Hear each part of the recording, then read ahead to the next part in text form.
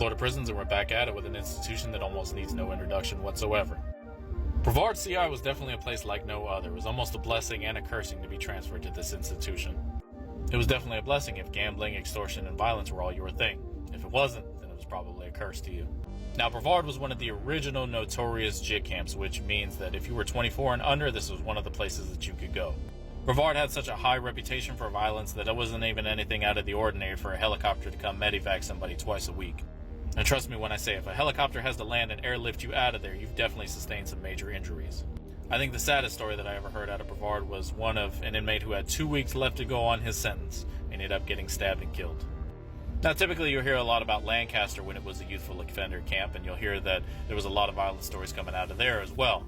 I gotta say, the Lancaster only received that title because they shut Brevard down and shipped all the inmates over to Lancaster. Although I do hear that a lot of the modern day ones are just as bad. Stay the fuck out of prison, y'all. Fucking sucks.